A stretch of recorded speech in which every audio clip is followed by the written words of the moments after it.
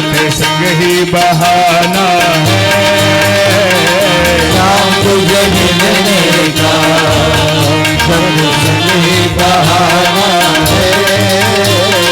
दुनिया वाले क्या जाने मेरा रिश्ता पुराना है, दुनिया वाले क्या जाने मेरा रिश्ता पुराना है। गोकुल में ढूंढा तुझे वृंदावन में पाया है, गोकुल में ढूंढा तुझे वृंदावन में पाया है। गोकुल में ढूंढा तुझे वृंदावन में पाया है, गोकुल में ढूंढा तुझे वृंदावन में पाया है। बरसाने की गलियों में तेरा ठिकाना है, बरसाने की गलियों में शाम का ठिकाना है। ये दुनिया वाले दुनिया वाले दुनिया वाले दुनिया वाले क्या जाने मेरा रिश्ता पुराना है, दुनिया वाले क्या जाने मेरा रिश्ता पुराना है।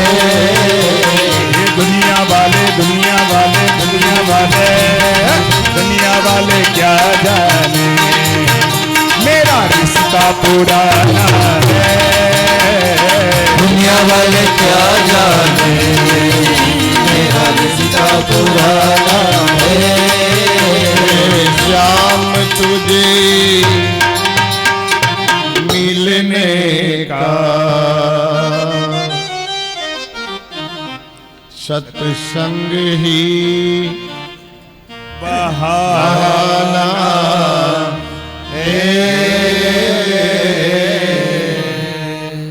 કથાને આગળ વધારીએ પહેલા રાજકોટ નિવાસી શ્રી રસિકલાલ હેમંતલાલ બોસમિયા, રસિકલાલ હેમંતલાલ બોસમિયા શાસ્ત્રીજીને શાલ ઓઢાડી અને સન્માન કરશે। શ્રી રસિકલાલ હેમંતલાલ બોસમિયા।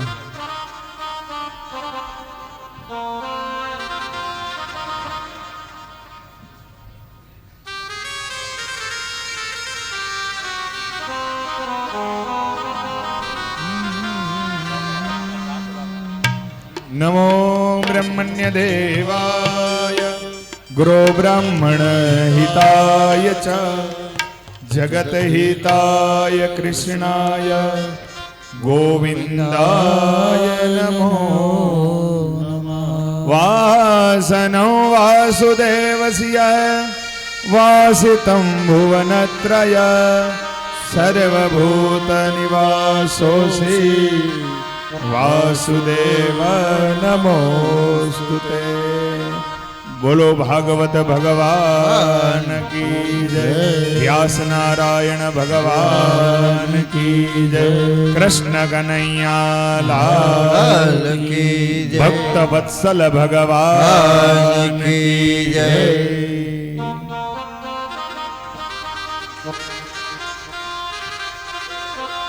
બોસમિયા પરિવાર એમની શાલ તો બરોબર, પણ એમની વિશેષ સેવા આ કાર્યની અંદર જ્ઞાન યજ્ઞની અંદર એક તો અહર્નિશ ભાગવતજીની કથા છોડતા નથી અને એનાથી આગળ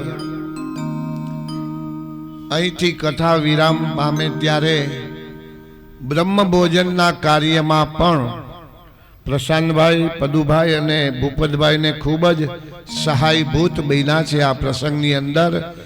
એવા શ્રી રસિકલાલ હેમંતલાલભાઈ બોસમિયા એમને હું ખૂબ ખૂબ આશીર્વાદ આપું છું। એમની સેવા હા તમારા એકેય હાડા નબળા નથી બાપ। એમની સેવા આ બધી નજરે જોયેલી વાત કરું છું, સાંભળેલી વાત નથી કરતો। ભગવાન યેન કેન પ્રકારેણ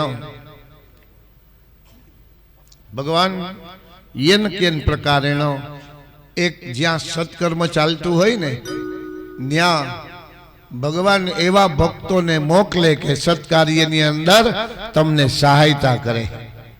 સત્કાર્યની અંદર સહાયતા કરનારા, પછી શક પણ ગમે તે હોય પણ એ સહાય કરવાને માટે અહીંયા આપણે ભાગવત કથાની અંદર આવ્યા છીએ અને આપણે ઘર ધણીને ક્યાં ઉપયોગી થાય એમ છીએ, કઈ સેવામાં આપણે એને સહાયતા કરી, એવો જે ભાવ લઈને આવ્યા છે એવા ગોસ્વામિયા પરિવારને ભૂરી ભૂરી આશીર્વાદ. કૃષ્ણ કનૈયા લાલ કી જય.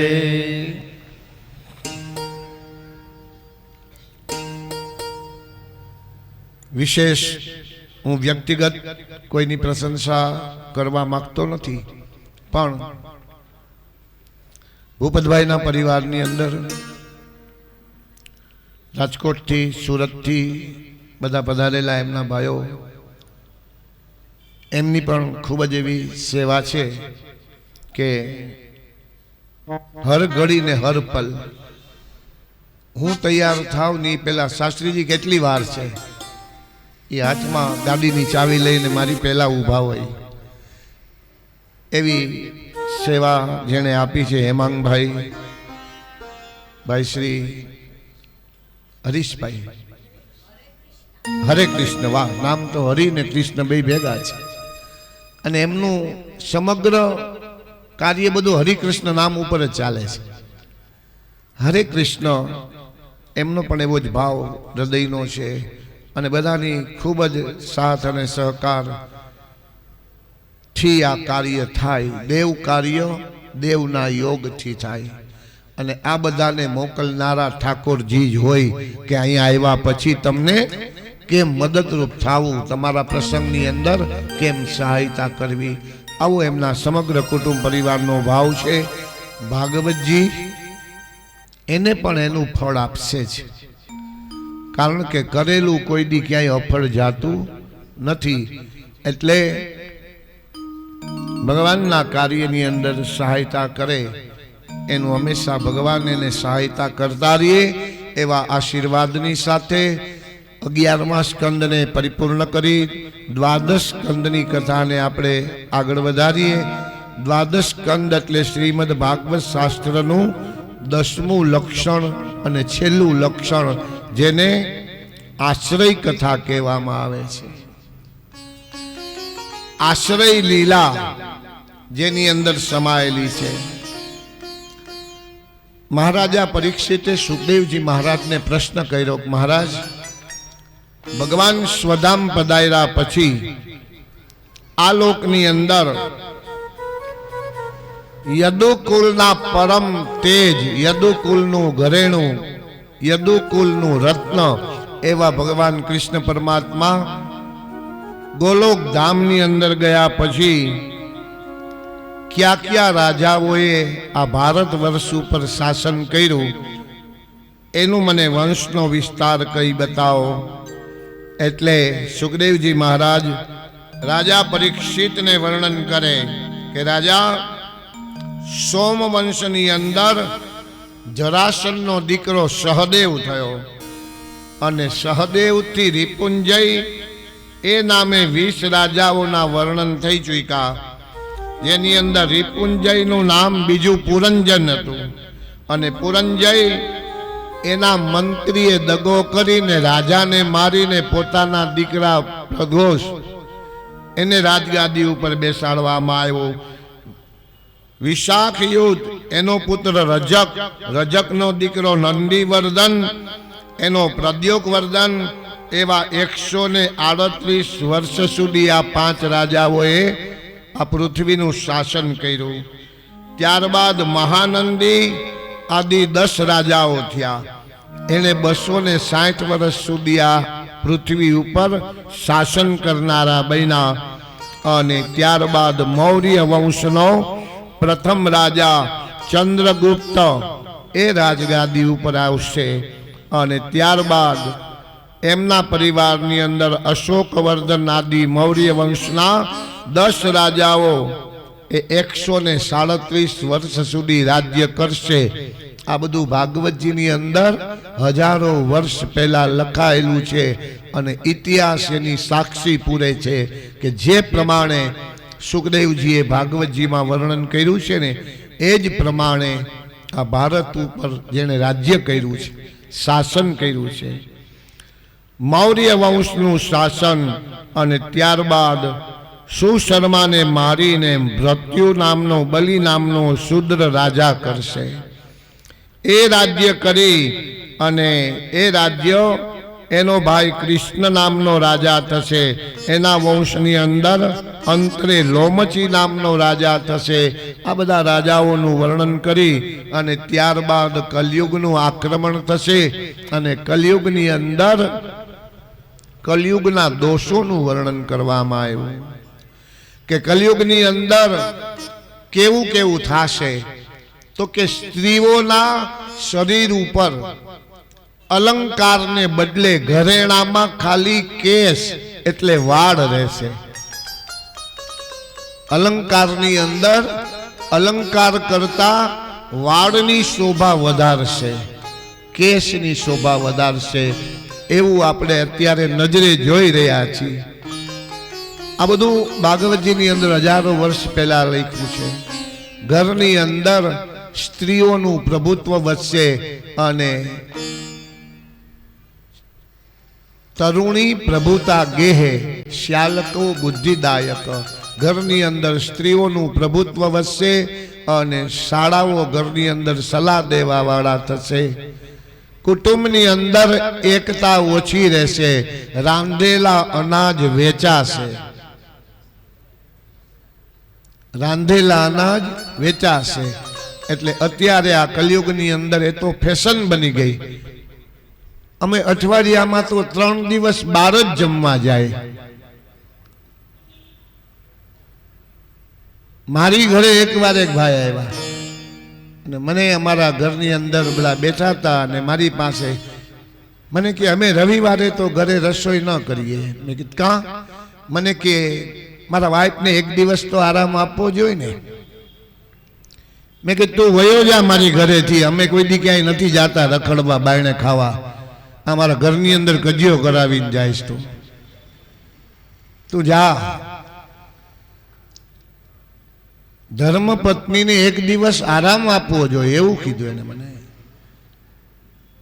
તે આપણા ઘરમાં ક્યાં 10 ભેંસું છે કે રોજ દોવાનું કામ કરે છે, રસોઈ નો બનાવી દે. કૃષ્ણ કનૈયા લાલ કી જય. પણ ક્રેશ, દેખાદેખી, ઈર્ષા અને એકબીજાનું જોઈ અને આપણે એવું કરવું, એમાં આપણી સ્થિતિ હોય તોય ભલે, ન હોય તોય ભલે. એના ધણીની દશા શું થાય? આપણો ગ્રસ્તાશ્રમ ધર્મ આપણે ચલાવવાનો હોય અને આપણે કેમ જીવવું એ આપણી સ્થિતિમાં આપણે જીવવાનું હોય. પણ જે કાંઈ હોય તે કલિયુગના બધા દોષો છે એનું વર્ણન સુખદેવજી મહારાજ રાજા પરીક્ષિતને કહી રહ્યા છે કે કલિયુગની અંદર રાંધેલા અન્ન વેચાશે, કન્યાનો દાયજો લેવામાં આવશે, દાસીઓનો વેપાર થશે, રસનો વેપાર, દૂધ, દહીં, ઘી, માખણ આદિ રસનો વેપાર થશે અને દરેક વસ્તુમાંથી તત્વ અને સાર. આશ્રમો યવને વૃદ્ધા, આશ્રમો યવનો રોકીને ઊભા રહેશે. કોઈ પણ આશ્રમની અંદર જાઓ, 5 સ્ટાર હોટલ કરતા પણ વિશેષ સુવિધા તમને ત્યાં આશ્રમમાં જોવા મળે. ઘરબાર છોડી અને જંગલમાં ગયા હોય અને ત્યાં પાછો આશ્રમ બનાવે અને આશ્રમ બનાવ્યા પછી જે બધું છોડીને આવ્યા હોય ને એ ત્યાં પાછું ભેગું કરે. કૃષ્ણ કનૈયા લાલ કી જય. સાધુને સંતને ખબર ન હોય પણ સંગ દોષ છે ને કલયુગનો. બાપુ આપણે અહીં 10 રૂમ ઉતારી તો કેમ? એમ કરીને બધા ભક્તો ભેગા થઈ અને જે સંન્યાસી થઈને આવ્યા છે એને પાછા સંસારની અંદર ખેંચવાનો પ્રયત્ન કરે. જે ઈ બધું છોડી અને અહીંયા આવ્યા છે અને ત્યાં પાછું બધું ઊભું કરે. કલયુગના દોષો એવા રહેલા છે અને ઘરની અંદર બધું હોવા છતાં પૂર્ણ શાંતિનો અનુભવ કોઈને નહીં થાય. શાંતિ એક ઈશ્વરના ભજન સિવાય શેમાં નહીં મળે. બાકી ભોગને ભોગવતા ભોગવતા કોઈને પૂર્ણ શાંતિનો અનુભવ નહીં થાય. હૃદયની અંદર કંઈક ને કંઈક સંતાપ દરેકને રહેશે. આવા કલયુગના દરેક વર્ણનો કરી અને છેલ્લે સુખદેવજી મહારાજે કીધું કે રાજા, હવે મેં તને જેટલું કહેવાનું હતું એ બધું કહી દીધું. 7 દિવસની અંદર તને શ્રીમદ ભાગવત શાસ્ત્રનું જ્ઞાન, મારું દિવ્ય જ્ઞાન મેં તને સમર્પિત કરી દીધું છે. હવે તને કોઈ તક્ષકનો ભય નથી. અને દ્રષ્ટવા આત્મની જયે રૂપાન હસતી ભૂરિયમ અહો મામ બીજગીરવાની મૃત્યો ક્રીડન ભૂષાહા. હે રાજા, હવે તને કોઈ મૃત્યુનો ભય નથી અને એ ભયનો હવે તું ત્યાગ કરી દે. કારણ કે મેં તને જે સર્વસ્વ સમર્પિત કર્યું છે એ સ્વરૂપ જ્ઞાન, તને આત્મજ્ઞાન આપ્યું છે. એટલે દેહથી આત્મા જુદો છે. મરીષ્યંતી ઇમામ બુદ્ધિ, હું મરી જાય એ બુદ્ધિને છોડી અને મેં તને બતાવેલા માર્ગની અંદર તારા પ્રાણને ઈશ્વરની અંદર જોડી દે અને આ આત્માને તું પરમાત્માની સાથે જોડી દે.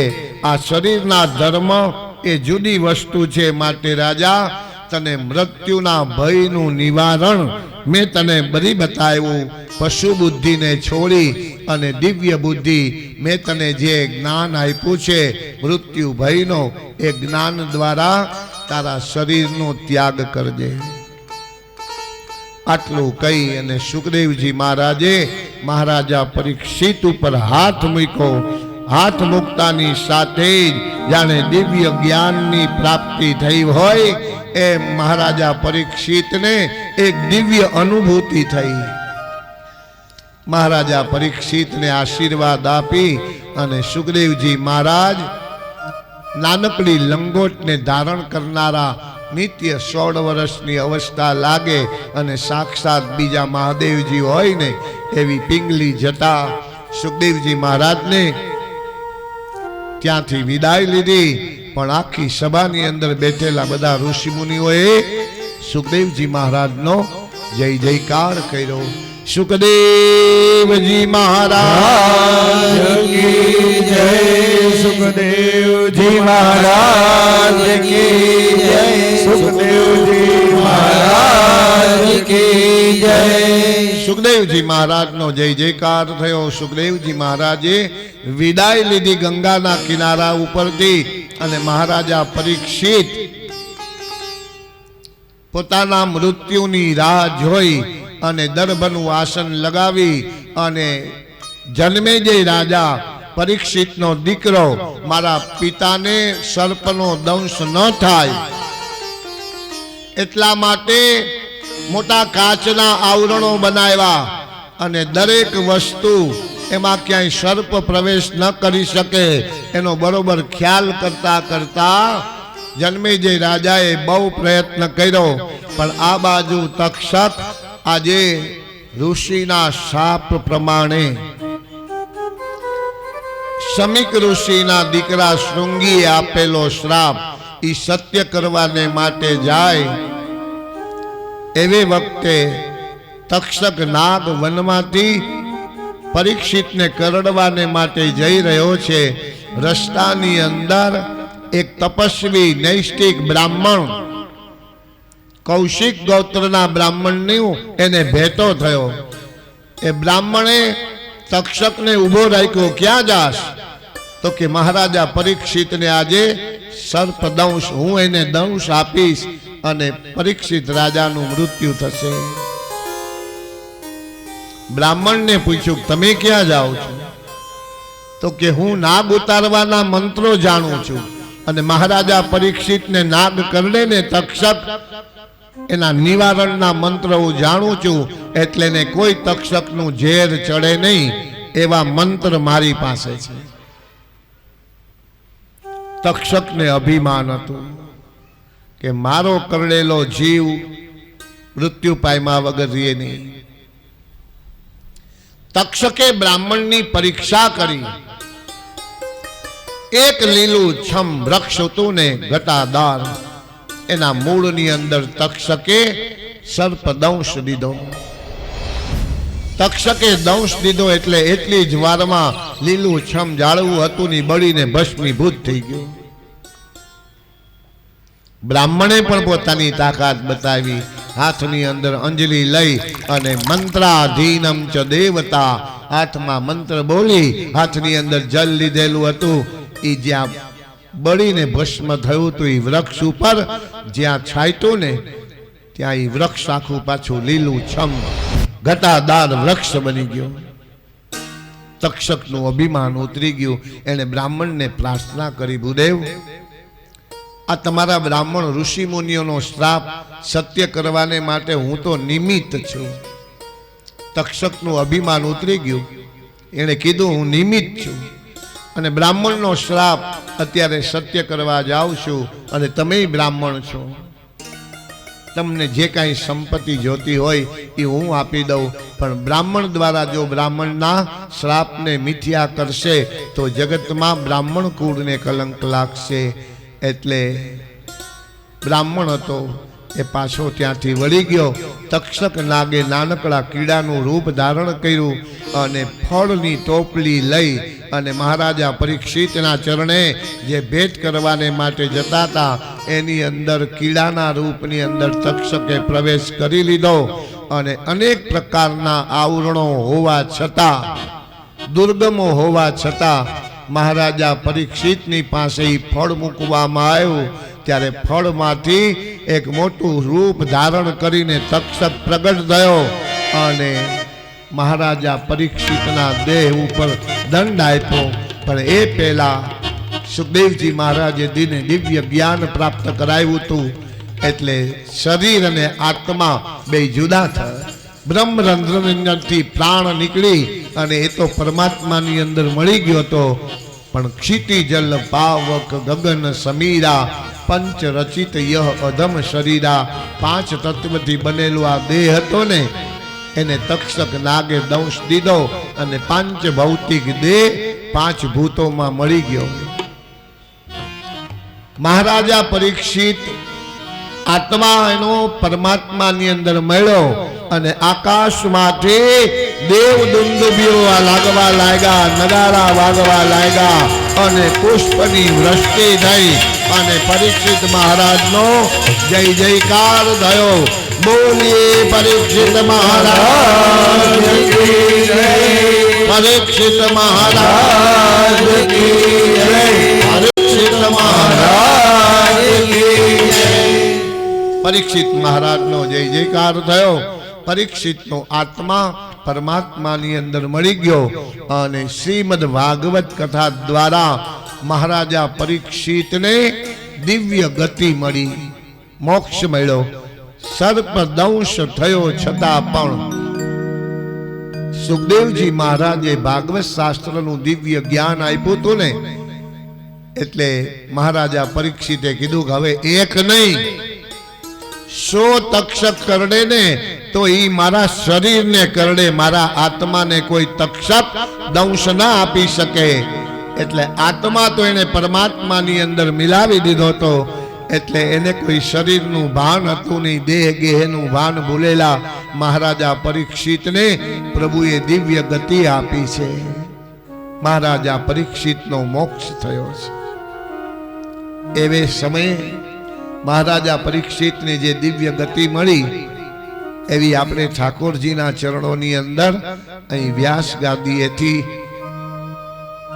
ભગવાનના ચરણોમાં પ્રાર્થના કરીએ કે જે નિર્મળ પરિવારે આ જ્ઞાન યજ્ઞ કર્યો છે એમના પણ 7 પેઢીના પિતૃઓને ઠાકોરજી દિવ્ય ગતિ આપે, મુક્તિ આપે, મોક્ષ આપે અને એ બધા પિતૃઓના આશીર્વાદ હર ઘડી ને હર પલ નિર્મળ પરિવાર ઉપર વરસતા રહીએ. આ કર્મનું એને દિવ્ય ફળ મળે. જેના ઘરમાં દિવ્ય હોય ત્યાં દિવ્ય ફળ પ્રભુ પ્રાપ્ત કરાવે ને. આજે ઈશ્વરે આવડો મોટો પ્રસંગ 7 દિવસનો જ્ઞાન યજ્ઞ ને 8મો દિવસ માહિતમનો, આવા 8 દિવસના પ્રસંગ એ કોઈ નાની સૂની વાત નથી. એક દિવસના લગ્ન હોય ને દીકરા દીકરીના, તોય આપણે અનેક પ્રકારની ઉપાધિઓમાં હોય, અનેક પ્રકારની ચિંતાઓમાં હોય, પણ જેને આંગણે જ્ઞાન યજ્ઞ હોય, પણ દેવનું કાર્ય તો દેવ જ કરે, આપણી કોઈ તાકાત નથી. ભગવાન આપણે અહીં ભાગવતજીને જ્યારે પધરાવી દે ત્યારે એના ખોળે માથું નાખી દઈ ને એટલે આપણા 7 દિવસનો પ્રસંગ ભગવાન પોતાના હાથમાં લઈ લે અને બધા કાર્યો એની મેળે મેળે થતા રહીએ, બધું કાર્ય થઈ જાય. શું કામ? આપણે એને ખોરણે, એના ચરણે, એના શરણે શીશ ઝુકાયું છે. ઈશ્વરે આપેલી 2 હાથ અને 3જું મસ્તક, એ ભગવાનની મોટામાં મોટી કૃપા છે. કોઈ કવિએ એવું કીધું કે વણ માયગા મુજને મળ્યા હૈયું મસ્તક ને હાથ. વણ માયગા મુજને મળ્યા હૈયું મસ્તક ને હાથ. જા હવે ચોથું કાંઈ નથી માગતો તે બહુ દીધું દીનાનાથ. વણ માયગા વગર માયગે, મુજને મળ્યા મને મળી ગયું, માયગા વગર શું? તો કે હૈયું એટલે હૃદય, મસ્તક તારા ચરણોમાં ઝુકાવવાને માટે, હૃદય કરુણા કરવાને માટે, અને હાથ આપ્યા તારા સામે જોડવા માટે. હવે ચોથું કાંઈ નથી માગતો તે બહુ દીધું દીનાનાથ. આટલી વસ્તુ પ્રભુએ આપણને આપી હોય અને એ એના ચરણોમાં ઝુકાવી દઈને પછી બધા કાર્ય ભગવાન પૂર્ણ કરે છે. અને પૂર્ણ કરે છે એમ નહીં, કર્યા છે.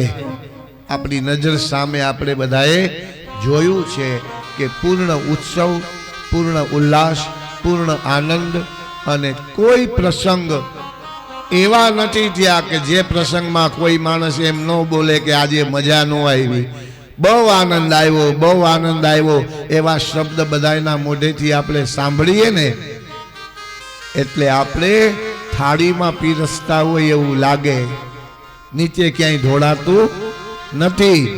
અને ભાગવતજીની કથાનું મને આમંત્રણ દેવા આવ્યા ને ત્યારે પદુ એક વાક્ય બોલ્યો હતો, જો સાંભળતા જ આવ્યો. પદુએ એવું મને કીધું હતું કે શાસ્ત્રીજી આપણે પૈસા વાપરવા છે પણ વેડફવા નથી. આ એ વાક્ય મને બહુ ગમ્યા છે ને એને એ પ્રમાણે જ આ આખી ભાગવત સપ્તાહ કરી છે. વાપરા છે પણ ક્યાંય વેડફા નથી. વાયુ છે એટલે એ ઉઈગા વગર નહીં રહે. વાયુ હોય ને એ ઉઈગા વગર ન રહે. અને એની સાબિતી આ વ્યાસપીઠની ફરતા આપણે જોવારા વાવ્યા છે 4 કુંડાની અંદર. એની અંદર થોડા ઘઉંના દાણા, મગના દાણા પધરાવ્યા છે. એ આપણી નજર સામે જો ઉગતા હોય તો આપણું વાવેલું કેમ ન ઉગે? ભગવાનના ચરણોની અંદર મહારાજા પરીક્ષિત, ઈશ્વરની અંદર જીવ મળી ગયો, એને દિવ્ય ગતિ મળી ગઈ. પણ જન્મેજય રાજા, એનો દીકરો, એને એમ થયું કે મારા પિતાનું મૃત્યુ તક્ષક નાગથી થયું છે. એટલે નાગ યોની ઉપર એને વેર ભાવ થયો હોય એમ બ્રાહ્મણોને બોલાવીને એને સર્પ યજ્ઞ કર્યો કે આ જગતની અંદર જેટલા સર્પો છે ને એનું મંત્ર દ્વારા આવાહન કરી અને એની આહુતિ આપી દો. સર્પ યજ્ઞનો આરંભ કર્યો. ત્યારે બ્રહ્માજીએ આવી, બુઝુર્ગોએ આવી, વિદ્વજ્જનોએ આવી અને મહારાજા જન્મે જઈને કીધું કે બેટા, જેને જે નિમિત્તે મૃત્યુ લખેલું હોય એ પ્રમાણે થાય, પણ અત્યારે તમે આ હિંસક યજ્ઞ તમારા કુળને શોભે નહીં. આની અંદર નાગોની એક નાગે તારા પિતાને દંશ આપ્યો, એના બદલે તું હજારો નાગોની આહુતિ દેવા તૈયાર થયો છું. પૂર્ણ સર્પ યોનિની તું આહુતિ દેવા માટે તૈયાર થયો.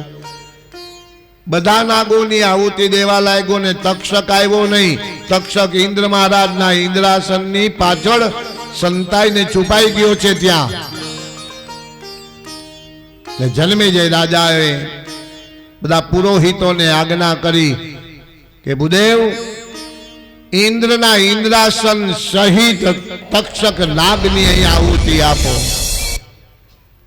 પણ એવે વખતે જન્મેજય રાજાને સમજાવવામાં આવ્યો કે આ હિંસક યજ્ઞ બંધ કરો. જાતસ્ય હિ ધ્રુવમ મૃત્યુ ધ્રુવમ જન્મ મૃતસ્ય ચ. જન્મેલાનું મૃત્યુ નિશ્ચિત છે, મૃત્યુ પામેલાનો જન્મ નિશ્ચિત છે. માટે તમે આ હિંસક યજ્ઞને બંધ કરો. એમના કહેવાથી આજે સર્પ યજ્ઞ બંધ કર્યો. ત્યારબાદ પુરાણોના વિભાજન, એના લક્ષણોનું ચરિત્ર કહેવામાં આવ્યું. સૂતજી મહારાજે સૌનકાદિ ઋષિઓને માર્કંડેયની માયા, એના અધિપતિ સુકુંદ ભગવાનનું ચરિત્ર, એના ભગવાનના દર્શન કરી અને માર્કંડેય મુનિએ પાર્વતી સહિત ભગવાન શિવજીની પાસે અમોઘ દર્શન અને વરની પ્રાપ્તિ કરી છે. માર્કંડેય એ મુનિના ક્રિયા યોગમાં સૂર્યના વ્યૂહનું વર્ણન કરવામાં આવ્યું. અને ત્યારબાદ જેની આપણે રાહ જોઈ રહ્યા છીએ એવો હુંડીનો અધ્યાય જેને કહેવામાં આવે છે, એ હુંડીનો અધ્યાય એને આપણે શરૂ કરીએ. એ પહેલા શાંત ચિત્તે મનને એકાગ્ર કરી અને જો આ હુંડીનો અધ્યાય શ્રવણ કરવામાં આવે તો આખા ભાગવતજી શ્રવણ કરવાનું જે પુણ્ય ફળ છે ને, એ આ હુંડીના અધ્યાયથી એનું પુણ્ય ફળ પ્રાપ્ત થાય છે. એવો ભાગવતજીનો મહિમા આ હુંડીના અધ્યાયમાં બતાવ્યો છે. કારણ કે હુંડી એટલે એનો અર્થ થાય અનુક્રમણિકા આખા ભાગવતજીની. પણ હુંડી એટલે આપણા હૃદયનો ભાવ, કે જેમ નરસૈયાની હુંડીનો પ્રભુએ સ્વીકાર કર્યો હતો, એમ અમારી પણ આ કાલી ઘેલી તોતળી વાણીની તમે ભગવાન અમારા ગુણગાનનો સ્વીકાર કરજો. એવી હુંડીના રૂપમાં આપણે ભગવાનને પ્રાર્થના કરી છે કે મારી હુંડી સ્વીકારો મહારાજ રે, શામળા ગીરધારી. મારી હુંડી સ્વીકારો મહારાજ રે, શામળા ગીરધારી. મારી હુંડી સ્વીકારો મહારાજ રે, શામળા ગીરધારી. મારી હુંડી સ્વીકારો મહારાજ રે, શામળા ગીરધારી. મારી હુંડી શામળિયાને હાથ રે, શામળા ગીરધારી. મારી હુંડી શામળિયાને હાથ રે, શામળા ગીરધારી. મારી હુંડી શામળિયાને હાથ રે, શામળા ગીરધારી. મારી હુંડી શામળિયાને હાથ રે, શામળા ગીરધારી. ભગવાન નારાયણ પરમાત્માના ચરણારવિંદની અંદર આપણી હુંડીને પ્રભુ સ્વીકારે એટલા માટે હવે સસ્ત ચિત્તે મનને એકાગ્ર કરી અને આ હુંડીનો અધ્યાય આપ બધા શ્રવણ કરજો. ભગવાન નારાયણ પરમાત્માના શ્રીમદ ભાગવત શાસ્ત્ર એના 18,000 શ્લોક 365 અધ્યાય ને 12 સ્કંદ 12 સ્કંદ વાળી આ કથા છે. સુખદેવજી મહારાજે રાજા પરીક્ષિતને, સૂતજી મહારાજે સૌનકાદિ ઋષિઓને, મૈત્રેય મુનિએ વિદુરજીને અને ભગવાન કૃષ્ણએ ઉદ્ધવજીને ઘણા બધા સંવાદો દિવ્ય રીતે એક જ કથા 4 જગ્યા ઉપર ચાલે. ગંગાના કિનારે ચાલે, નૈમિષ સારણ્યની અંદર પણ ચાલે, બદ્રિકાશ્રમની અંદર પણ ચાલે અને ગોંડલ ગામની અંદર નિર્મળ પરિવારને આંગણે પણ ચાલે. આ દિવ્ય કથા એમાં શ્રીમદ ભાગવત શાસ્ત્રના પ્રથમ સ્કંદની અંદર 19 અધ્યાય, જેમાં આરંભમાં મંગલાચરણ સુત સૌનકના સંવાદમાં 6 પ્રશ્નો એનું ઉપક્રમણ કરવામાં આવ્યું. ભગવાનના 24 અવતારોનું વર્ણન કરવામાં આવ્યું, જેમાં વ્યાસ અને નારદના સંવાદમાં નારદજી અને વ્યાસની આત્મ અસંતોષનું કારણ એ બતાવવાને માટે નારદજીએ પોતાના પૂર્વજન્મનું ચરિત્ર કહી બતાવ્યું. ત્યારબાદ મહારાજા પરીક્ષિતનો જન્મ, પાંડવોનું સંક્ષિપ્તમાં ચરિત્ર, ભીષ્મ નિર્યાણ, ભીષ્મ સ્તુતિ, રાજા પરીક્ષિતનો જન્મ અને એના દ્વારા દિગ્વિજય, કલયુગનો નિગ્રહ અને સમીક મુનિના આશ્રમની અંદર જવું અને ત્યાં સમીકના ગળાની અંદર મૃત્યુ પામેલો તક્ષક નાગ એના ગળામાં નાખવો અને એના દ્વારા સમીક ઋષિના દીકરા શૃંગી એણે મહારાજા પરીક્ષિતને શ્રાપ આપ્યો. આ પ્રથમ સ્કંદની કથા ભગવાન કૃષ્ણ પરમાત્માના ચરણારવિંદની અંદર સમર્પિત કરી અને દ્વિતીય સ્કંદની કથાનો આરંભ કરવામાં આવ્યો, જેની અંદર 10 અધ્યાય આદિમાં હૃદયસ્થ ચતુર્ભુજ ભગવાનના ધ્યાનનું વર્ણન, ભગવાનના વિરાટ સ્વરૂપનું વર્ણન, યોગીઓની પદ્ધતિ અનુસાર સદ્યો મુક્તિ અને ક્રમ મુક્તિનું વર્ણન કરવામાં આવ્યું. ત્યારબાદ બ્રહ્મા અને નારદના સંવાદમાં બ્રહ્માજી દ્વારા ચતુશ્લોકી ભાગવતનો ઉપદેશ કરવામાં આવ્યો અને શ્રીમદ ભાગવત શાસ્ત્ર મહાપુરાણના 10 લક્ષણોનું વર્ણન કરવામાં આવ્યું. આ રીતે દ્વિતીય સ્કંદ ભગવાન નારાયણ પરમાત્માના ચરણોની અંદર સમર્પિત કરી અને તૃતીય સ્કંદની કથા, જેની અંદર 33 અધ્યાય, વિદુર અને ઉદ્ધવનો સંવાદ, વિદુર અને મૈત્રેયનો સંવાદ, પુરાણ સંબંધી પ્રશ્નોત્તરી, પ્રલય કાલની અંદર ભગવાનની સ્થિતિ, પ્રાકૃતિક વૈકૃતિક સૃષ્ટિ, બ્રહ્માંડની ઉત્પત્તિ, કાલની ગતિ, ભગવાનના નાભી કમલમાંથી બ્રહ્માજીની ઉત્પત્તિ, ભગવાન દ્વારા પૃથ્વીનો ઉદ્ધાર, હિરણ્યાક્ષ નામના દૈત્યનો વધ, નાનાવિધ સૃષ્ટિ એને કરીને મનુ મહારાજ અને શતરૂપા મહારાણીનો પ્રાદુર્ભાવ થયો. મનુ કરદમ સંવાદ, કરદમ દેવહૂતિનો સંવાદ અને એને આંગણે ભગવાન કપિલ નારાયણનું પ્રાગટ્ય થયું. કપિલ નારાયણ દ્વારા દેવહૂતિના સંવાદમાં ભક્તિ યોગનું વર્ણન કપિલ ગીતા કહેવામાં આવી અને વિસ્તૃત વર્ણન જીવની ગર્ભની અંદર સ્થિતિ કેવી હોય એવી આત્મ ઉદ્ધારની દિવ્ય કથા માં દેવહૂતિને કહીને માં દેવહૂતિને જેણે મુક્તિ આપી.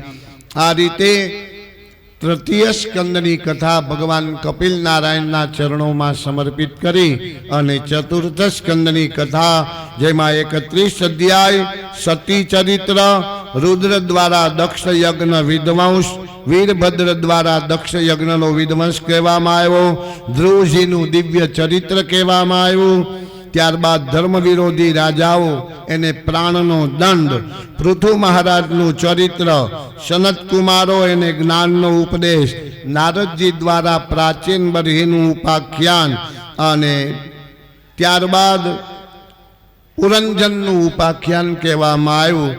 આ રીતે ચતુર્થ સ્કંદની કથા ભગવાન નારાયણ પરમાત્માના ચરણોમાં સમર્પિત કરી અને પંચમ સ્કંદની કથા જેની અંદર 26 અધ્યાય, જેની અંદર પ્રિયવ્રત રાજાનું ઉપાખ્યાન, પ્રિયવ્રતના વંશની અંદર ભગવાન ઋષભદેવજીનો પ્રાદુર્ભાવ થયો.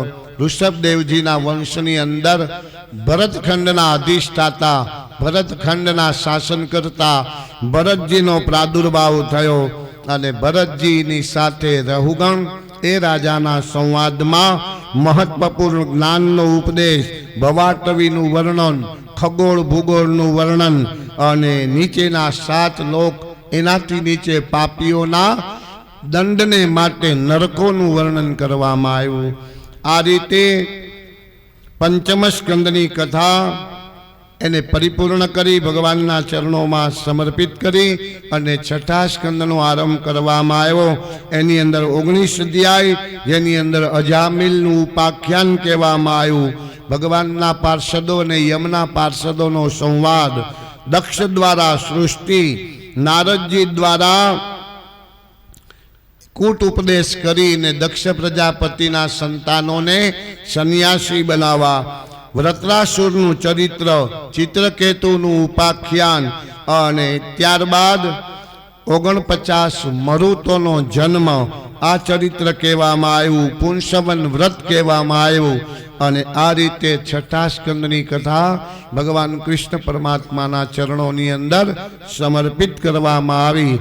અને સપ્તમ સ્કંદની અંદર 15 અધ્યાય, જેની અંદર નારદ અને યુધિષ્ઠિરના સંવાદમાં ભક્તરાજ પ્રહલાદનું ચરિત્ર, હિરણ્યાકશિપુની કથા અને ભગવાન નરસિંહ નારાયણનો પ્રાદુર્ભાવ, નરસિંહ ભગવાનના પ્રાગટ્યની કથા, વર્ણાશ્રમ ધર્મ અને નારદજીના પૂર્વજન્મનું ચરિત્ર એમાં વર્ણન કરવામાં આવ્યું. આ રીતે 7મો સ્કંદ, સપ્તમ સ્કંદની કથા ભગવાન નરસિંહ નારાયણના ચરણોમાં સમર્પિત કરી અને અષ્ટમ સ્કંદની કથા, જેની અંદર 24 અધ્યાય, 14 મન્વંતરોનું વર્ણન કરવામાં આવ્યું. ગજેન્દ્ર હાથીનો પ્રભુએ ઉદ્ધાર કર્યો, સમુદ્ર મંથનનું કાર્ય થયું, એની અંદરથી અનેક પ્રકારના રત્નો નીકળ્યા અને ભગવાન શિવજીએ વિષપાન કર્યું, લક્ષ્મીજીનો પ્રાદુર્ભાવ થયો અને એનાથી આગળ અમૃતનો ઘડો લઈ અને ભગવાન ધન્વંતરીનો પ્રાદુર્ભાવ થયો. દેવ અને દેવતાઓને અમૃતની વહેંચણી, એની અંદર સોમવંશનું વર્ણન, ઇક્ષ્વાકુ, સુદ્યુમ્ન આદિ ચરિત્રો જેને અંદર કહેવામાં આવ્યા અને જેને સાંભળી અને આ રીતે અષ્ટમ સ્કંદની કથા ભગવાન કૃષ્ણ પરમાત્માના ચરણોની અંદર સમર્પિત કરી અને નવમ સ્કંદની કથામાં એક અધ્યાયે એક ભગવાનના ભક્તો એવા રાજાઓના ચરિત્ર, ઇક્ષ્વાકુ, સુદ્યુમ્ન, સસાદાદી રાજા, સુકન્યાનું ચરિત્ર કહેવામાં આવ્યું. અંબરીશનું ઉપાખ્યાન, નાભાગનું ઉપાખ્યાન, એવા ભક્ત પ્રહલાદ, ભક્તનો અપરાધ કરનારા એવા દુર્વાસાને શિક્ષા કરી અને અંબરીશનું દિવ્ય ઉપાખ્યાન, એના વંશની અંદર ઇક્ષ્વાકુ, માનધાતા, ખટવાંગ, સૌભરી, ત્રિશંકુ, હરિશ્ચંદ્ર, સગર અને એના વંશની અંદર ભગવાન રામજી મર્યાદાની સ્થાપના કરવાને માટે રામજીનું પ્રાગટ્ય થયું. મંગલમય ચરિત્ર, રાજા નિમિનો વંશ, ચંદ્રવંશનું વર્ણન, પરશુરામનું ચરિત્ર, દુષ્યંત, રંતિદેવ, આ બધા રાજાઓના વિલક્ષણ ચરિત્ર કહેવામાં આવ્યા. નહુષ, યયાતિ અને યદુનો વંશ. આ રીતે નવમ સ્કંદની કથા ભગવાન કૃષ્ણ પરમાત્માના ચરણોની અંદર સમર્પિત કરી અને દસમ સ્કંદની કથા એની અંદર 90 અધ્યાય, જેના વંશની અંદર જે ચરિત્રમાં સર્વપ્રથમ ભગવાન કૃષ્ણ પરમાત્માનો પ્રાદુર્ભાવ થયો ત્યારબાદ ભગવાને બાળ સહજ લીલાની અંદર પૂતના નામની રાક્ષસીનો વધ કર્યો. શક્તાસુર, તૃણાવ્રત, બકાસુર, વત્સાસુર, કાલીય દમન, ધેનુકાસુર, પ્રલંબાસુરનો વધ, દાવાનલનું પાન કરીને ગાયોની રક્ષા કરી, વેણુ ગીત, ગોપી ચચીર, રણલીલા, ગોવર્ધનને ધારણ કરવો ને ઇન્દ્ર મહારાજને અભિમાન ઉતારવું, ગોપી ગીત, મહારાસ, યુગલ ગીત, શંખચૂડ આદિ દૈત્યોનો વધ, અક્રૂરજી દ્વારા ભગવાનનું મથુરાની અંદર ગમન, કુલાપીર નામના હાથીનો વધ, મલ, તોષણ, ચારુણ, મુષ્ટિક આદિ મલ્લોનો સંહાર કરી અને ભગવાન કૃષ્ણ પરમાત્માએ રાજા કંસનો વધ કર્યો. કાલયવન દ્વારા દ્વારિકાનું નિર્માણ પોતે વિશ્વકર્મા દ્વારા કરાવવામાં આવ્યું અને કાલયવનનો વધ મુચકુંદ દ્વારા કરાવવામાં આવ્યો. દ્વારિકાનું નિર્માણ, રૂક્ષ્મણીનું અપહરણ, પ્રદ્યુમ્નનો જન્મ, સમ્રાસુર રાજાનો વધ, સમંતક મણિનું ઉપાખ્યાન, કૃષ્ણ પરમાત્માએ બાણાસુરની સામે યુદ્ધ કર્યું, જેમાં નગ રાજાનો ઉદ્ધાર, પૌંડ્રક વધ, ભૌમાસુરનો વધ, શિશુપાલ આદિ રાજાઓનો વધ અને છેલ્લે ભગવાનના અનન્ય મિત્ર એવા સુદામા દેવનું દિવ્ય ચરિત્ર અને વેદો દ્વારા ભગવાનના ગુણગાન ગાવામાં આવ્યા.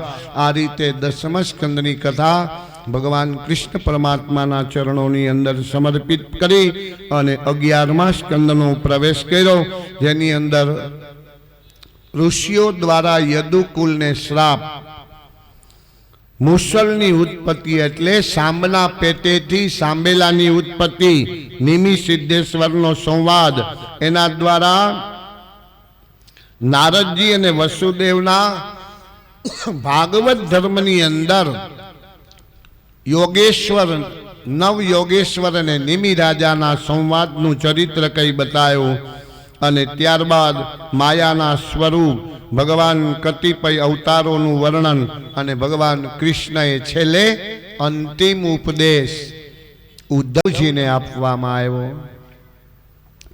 ઉદ્ધવજીને એવા દિવ્ય ઉપદેશ સંવાદમાં દત્તાત્રેય, એના 24 ગુરુનું વર્ણન કરવામાં આવ્યું, મહત્વપૂર્ણ ઉપાખ્યાન, ત્યારબાદ સંસારની અંદર મિથ્યા દર્શન કરાયું, બદ્ધ મુક્ત પુરુષો એના લક્ષણોનું વર્ણન કરવામાં આવ્યું અને સત્સંગનો મહિમા કેવો હોય એ સત્સંગનો મહિમા બતાવ્યો. હંસરૂપ સનકાદિક મહર્ષિઓ એના જટિલ પ્રશ્નો એનું ખંડન કરી અને સરળ અને સહજતાથી જવાબો આપ્યા છે. 18 સિદ્ધિઓ એની ધારણાનું વર્ણન અને ભગવાનના મંગલમય વિભૂતિઓનું વર્ણન કરવામાં આવ્યું. વર્ણ આશ્રમો બતાવ્યા, એના ધર્મો બતાવ્યા અને દરેક આશ્રમોની અંદર ગ્રસ્તાશ્રમ ધર્મની શ્રેષ્ઠતા બતાવી. આ રીતે 11મા સ્કંદની કથા ભગવાન નારાયણ પરમાત્માના ચરણોની અંદર સમર્પિત કરી કે જેની અંદર મહારાજા પરીક્ષિત, સુખદેવજી મહારાજ એને દિવ્ય જ્ઞાન, મહારાજા પરીક્ષિતને આશીર્વાદ આપ્યા છે. દ્વાદશ સ્કંદની અંદર કલયુગ રાજાનો ઇતિહાસ, યુગ ધર્મ, કલ્કી અવતાર, નામ કીર્તનનું મહત્વ, 4 પ્રકારના પ્રલય અને પરીક્ષિતને મૃત્યુનો ભય જેને ટાળ્યો છે એવા સુખદેવજી મહારાજના જેને આશીર્વાદ મળ્યા છે અને મહારાજા પરીક્ષિતને દિવ્ય ગતિ અપાવી અને માર્કંડેય દ્વારા 18 પુરાણો, શ્લોક, સંખ્યા અને ભાગવતજીના દાનનો મહિમા બતાવ્યો. ભાગવતજીના દાન, જેને ત્યાં ભાગવત સપ્તાહ હોય એ છેલ્લે દિવસે પૂર્ણાહુતિની અંદર સૈયા, વસ્ત્ર, પાત્ર, અલંકાર, ગાય, સુવર્ણ, ભૂમિ, આ બધા દાનો બતાવ્યા છે ભાગવતજીની અંદર. એમાં વિશેષ દાન એક એવું બતાવ્યું છે કે સોનાનો સિંહ બનાવી અને ભાગવતજીનું પુસ્તક એ છેલ્લે દિવસે વ્યાસજીને એટલે ભાગવતજીના ચરણોમાં સમર્પિત કરવું. આ ભાગવતજીનો મહિમા બતાવ્યો છે, કારણ કે 18,000 શ્લોક, 18,000 શ્લોક જેની અંદર સમાયેલા છે અને એક આરે 18,000 શ્લોક એનું દાન એ વ્યાસ ગાદીએ કરવામાં આવે અને ભાગવતજીનો એ મહિમા બતાવવામાં આવે એવો વિશેષ મહિમા આ શ્રીમદ ભાગવત શાસ્ત્રની અંદર બતાવ્યો અને છેલ્લે શ્રીમદ ભાગવતજીના છેલ્લા અધ્યાયની અંદર સુતજી મહારાજે શૌનકાદિ ઋષિઓને એક જ પ્રાર્થના કરી છે કે આ જગતની અંદર સત્ય ઈજ ઈશ્વર છે, સત્યમ પરમ ધીમહી, એનો આરંભે સત્યમ પરમ ધીમહીથી અને ભાગવતજીની પૂર્ણાહુતિ પણ સત્યમ પરમ ધીમહી. એ સત્ય સ્વરૂપનું અમે ધ્યાન કરી છીએ, એના ચરણોની અંદર વંદન કરી છીએ. આ હુંડીનો અધ્યાય આપણે બધાએ શ્રવણ કર્યો. સત્યથી જેની કથા શરૂ થાય અને સત્ય એ પૂરી થાય એને જ ભાગવતજી કહેવામાં આવે. રામમ પરમ ધીમહી, કૃષ્ણમ પરમ ધીમહી, નરસિંહ પરમ ધીમહી એવું કાંઈ કહેવામાં ન આવ્યું. પણ ઈશ્વર આખા જગતની અંદર જીવ પ્રાણી માત્રના હૃદયમાં સત્ય સ્વરૂપે બિરાજમાન છે, એટલે સત્યમ પરમ ધીમહી. જે અણુ અણુ ને પરમાણુમાં જે સત્ય સ્વરૂપે બિરાજમાન છે. મેં આગળ પણ મહાત્મ્યની કથામાં કીધું હતું કે ઈશ્વર બિંબ છે અને આખું વિશ્વ આપણે બધા એના પ્રતિબિંબ છીએ. સૂર્યનારાયણ એક છે, પણ પાણીથી ભરેલા હજારો પાત્ર મૂકો ને તો એ હજારેય પાત્ર વાસણની અંદર તમને 1000 સૂર્ય દેખાય એના પ્રતિબિંબના રૂપમાં. એવી જ રીતે ઈશ્વર એ બિંબ છે અને આખું વિશ્વ એનું પ્રતિબિંબ છે. આખું વિશ્વ ઈશ્વરનો જ અંશ છે. પછી ચોર હોય તોય ભલે, ડાકુ હોય તોય ભલે, સજ્જન હોય તોય ભલે, દુર્જન હોય તોય ભલે, ઊંચું હોય તોય ભલે, નીચ હોય તોય ભલે, દરેકના આત્મા, દરેકનું હૃદય એની અંદર સત્ય સ્વરૂપે પ્રભુ બેઠા છે અને બેઠા છે. એની મેં સાબિતી આપવા માટે દાખલો પણ આપ્યો હતો કે 4 ચોર ભેગા થઈ અને અધર્મ, અનીતિ ને અત્યાચારનું કામ કરે, ચોરીનું કામ કરે. ચોરી કોઈના ઘરની અંદર જઈ 4 ચોર ભેગા મળીને ચોરીનું કામ કરે, પણ એ ચોરાયેલી વસ્તુનો જ્યારે ભાગ પાડે ને ત્યારે એ ચોર સત્યની અપેક્ષા રાખે કે મારી મહેનતના પ્રમાણમાં મને બરોબર નીતિ પ્રમાણે ભાગ પાડવો જોઈએ, મને આટલું મળવું જ જોઈએ. 4 સરખા ભાગ પાડવો જોઈએ. એમાં ક્યાંય અનીતિનું કરતા, કામ અનીતિનું કર્યું છે, એનો ભાગ નીતિથી પડે છે. શું કામ? તો કે ચોરની અંદર બેઠેલા પ્રભુ જે આત્મા આપણે કહી છીએ એ સત્યની અપેક્ષા કરે, એ સત્યની પૂજા કરે. એ સત્ય છે. હૃદયની અંદર બેઠેલા જે સત્ય સ્વરૂપે ધબકારા છે ને એ જ સત્યનું સ્વરૂપ છે પ્રભુ, ચેતના. અને હંમેશા દરેક માણસ એવી જ અપેક્ષા રાખે, માનવ માત્ર, કે બધાય મારી સાથે સાચો વ્યવહાર કરે, સત્યતા ભરેલો વ્યવહાર કરે, મારી સાથે કોઈ ખોટું ન કરે. એ શું કામ તમને એવો વિચાર આવે? અંદર બેઠેલા સત્ય સ્વરૂપે પ્રભુ તમારી અંદર છે. એની સાબિતી મોટામાં મોટી એ કે મારી સાથે બધાય સત્યતા ભરેલો વ્યવહાર કરે, ખોટું કોઈ ન કરે. અસત્યનો સ્વીકાર અંદર બેઠેલા પ્રભુ કોઈ દી કરતા નથી. એ હંમેશા સત્યની જ અપેક્ષા કરે છે. તો 7 દિવસ સુધી ભગવાનની આ દિવ્ય કથા, જેમાં નિમિત્ત બન્યા છે નિર્મળ પરિવાર, અને આ 7 દિવસની કથા સુતજી મહારાજે શૌનકાદિ ઋષિઓને કઈ બતાવી, સુખદેવજી મહારાજે રાજા પરીક્ષિતને કઈ બતાવી, અને મારી બુદ્ધિ અનુસાર 7 દિવસ સુધી આ ભાગવતજીની કથા આપ બધાને મેં કીધી છે મારી બુદ્ધિ અનુસાર. કારણ કે માનવની બુદ્ધિ એ તો અટકીને ઊભી રહી જાય. અહીંયા વ્યાસ ગાદી ઉપર બેસીએ ને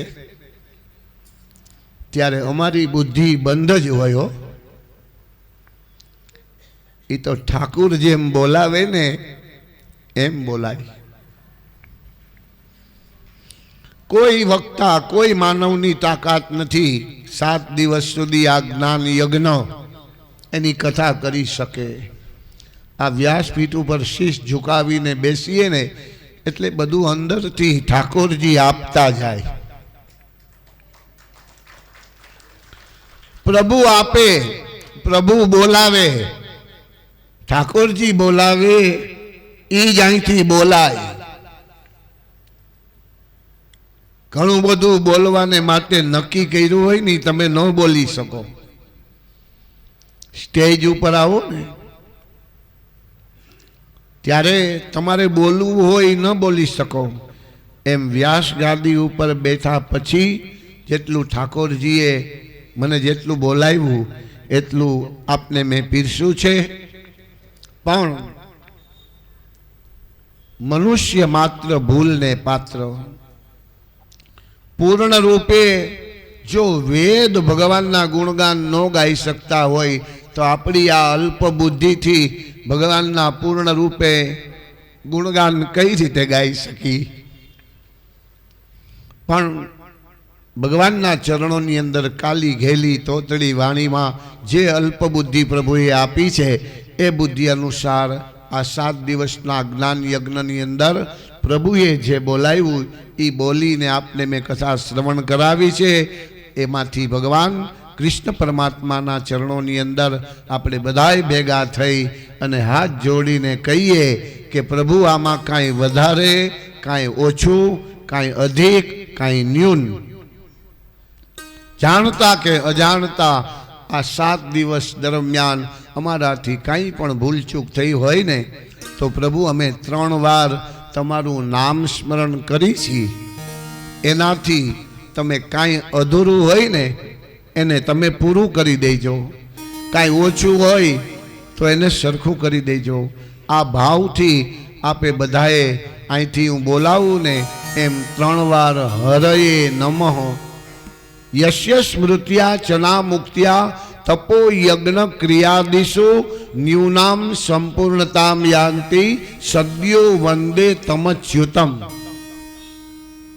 અચ્યુતનું 3 વાર નામ લેવાથી કાંઈ પણ ખામી હોય ને, કાંઈ પણ ભૂલચૂક હોય ને, આપણે બધા માણસ છીએ અને મનુષ્ય માત્ર ભૂલને પાત્ર. મનુષ્યથી ભૂલ થયા વગર રહેતી નથી. તો એ ભૂલમાંથી ક્ષમા યાચના કરીએ અને 3 વાર હરયે નમઃ બોલીને એટલે કાળિયો ઠાકર એવો દયાળુ છે કે આપણું કાંઈ ઓછું રહેવા ન દે અને બધું પૂરું કરી દે. તો આપ બધા ભાવથી બોલજો, કારણ કે આ છેલ્લી દક્ષિણા છે. હવે જે બોલશો ને, હવે હું તમારી પાસે બપોર પછી નહીં કીર્તન કરાવું, નહીં ગાવાનું કહું, નહીં શાંતિ રાખો એમ કહું, નહીં વાતું કરો એમ નહીં કહું. આ છેલ્લી વાર 3 નામ લેવાનું કહું છું. અને છતાંય જો એ જીવાત્માને ગમે તો લઈજો, ન ગમે તો બાજુવાળા બોલતા હોય ને બોલવા દેજો. ઓમ હરયે નમઃ. ઓમ હરયે નમઃ. ઓમ હરયે નમઃ.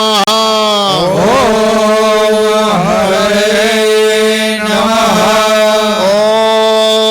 ઓમ હરયે નમઃ. ઓમ હરયે નમઃ. યસ્ય સ્મૃત્યા ચના મુક્ત્યા તપો યજ્ઞ ક્રિયાદિષુ ન્યૂનામ સંપૂર્ણતામ યાન્તિ સદ્યો વંદે તમચ્યુતમ. ઓમ વિષ્ણવે નમઃ. ઓમ વિષ્ણવે નમઃ. ઓમ વિષ્ણવે નમઃ. આ રીતે આ જ્ઞાન યજ્ઞ અહીંયા આપણે સંપન્ન કરીએ છીએ. ભાગવતજીની દિવ્ય કથા પૂર્ણાહુતિ તો કોઈ દિવસ ભાગવતજીની થાય જ નહીં, પણ નૈમિત્તિક જ્ઞાન યજ્ઞ આપણો અહીંયા પૂર્ણ થાય છે. અને એ જ્ઞાન યજ્ઞની અંદર આજે નૈમિત્તિક પૂર્ણાહુતિના નામથી આપણે એને ઓળખી છીએ, ધન્ય પૂર્ણાહુતિ. તો વિશેષ કાંઈ કહેવાનું રહેતું નથી, કારણ કે વગર માગે બધી વસ્તુ મળી જાય તો પછી ભગવાનની પાસે માગવાની શું જરૂર હોય? ઈશ્વર તમને એટલું બધું આપ્યું છે. હું એમ કહું છું કે આ 7 દિવસના પ્રસંગની અંદર કોઈનું આંખ માથું દુખે નહીં, અને હાજા નરવા આપણને આ 7 દિવસના પ્રસંગની અંદર લાવો લેવડાવે, એનાથી મોટું ફળ ભાગવતજીનું બીજું હોય? એનાથી વિશેષ કાંઈ ન હોય. ભૂપતભાઈ હાલે એ તમે જોયું છે, અને દિવ્યાબેન નાચે છે એ તમે જોયું છે. આનાથી મોટી કૃપા શું હોય? બધાય અમે બધા ટેબલ ઉપર બેઠા હોય, એ ખૂણામાં થાળી લઈને એક બાજુ હાવ નીચે બેઠા હોય. ભૂપતભાઈ મેં મારી નજરે જોયું છે, એ થાળી લઈ અને એક બાજુ ખૂણામાં નીચે બેઠા હોય. બધા બ્રાહ્મણોને ઊંચા આસન આપી અને ભાવથી પેલા બ્રાહ્મણો બધા જમે અમારે આંગણે, ભૂદેવો પ્રસાદ લે, પછી અમે ભોજન શરૂ કરશું. એવા ભાવથી એણે ખૂબ બ્રાહ્મણોની પણ પૂજા કરી છે, અમારા સાજિંદાઓની પણ આગતા સ્વાગતા કરી છે, અને અમને પણ ક્યાંય ઓછપ નથી આવવા દીધી. ખૂબ જ સારી રીતે સન્માનપૂર્વક અને વિવેકની સાથે, મહત્વ વિવેકનો છે. લ્યો દા ખાઈ લ્યો, થાળી તૈયાર છે, એ જમાયડા કહેવાય. પણ વિવેક છે ને, 9 નિધિ પછીનો એક વિધિ નિધિ હોય તો એ 10મો નિધિ છે વિવેક. વિવેકથી માણસ નો જમતો હોય ને, એ જમવા બેસી જાય. જમતો હોય એના કરતાં વિશેષ જમવા માંડે. થોડું જમવું હોય ને, વધારે જમાઈ જાય. આ તાકાત વિવેકમાં છે, અને એ આ પરિવારે કર્યું છે. એટલે ખૂબ ખૂબ ભગવાન એનું દરેક રીતે કલ્યાણ કરે, એવા આશીર્વાદની સાથે મારી વાણીને વિરામ કરું છું. અને ભાગવતજીની છેલ્લી દક્ષિણા નિર્મળ પરિવાર આપે એ પહેલાં જે ભક્તોને અહીંયા ભાગવતજી ઉપર પોતાને કંઈ ન્યોછાવર છેલ્લા દિવસે યથાશક્તિ જેને જેને જે ન્યોછાવર કરવું હોય એ વંદન કરી અને ભાગવતજીના ચરણોમાં સમર્પિત કરજો. અને ત્યારબાદ નિર્મળ પરિવાર દ્વારા દિવ્ય સૈયાથી માંડી લક્ષ્મીનારાયણના વસ્ત્ર, ઉપવસ્ત્ર, સુવર્ણ પાત્ર આદિ જે કાંઈ ઈશ્વરે એની પાસે કરાવ્યું છે એ એના હાથે અહીંયા ભાગવતજીના ચરણોમાં સમર્પિત કરશે. પણ એ પહેલાં બધા જે ભક્તો યજમાનોને અહીંયા ભાગવતજીની ન્યોછાવર, ભાગવતજીની પૂજા અને છેલ્લા દિવસની ભેટ સમર્પિત કરવી હોય એ ઝડપથી આવી અને કરી જાય. ત્યાર પછી આપણે ભાગવતજીની અહીંયા નિર્મળ પરિવાર દ્વારા બધા દાનના સંકલ્પ, દિવ્ય સૈયાના સંકલ્પ, ભાગવતજીના પુસ્તકના દાનના સંકલ્પ આ બધા કરાવવામાં આવશે. બ્રાહ્મણોની પૂજા, અને એમને પણ આજે યથાશક્તિ પોતાના ભાવ પ્રમાણે દક્ષિણા આદિની પૂજા કરવામાં આવશે.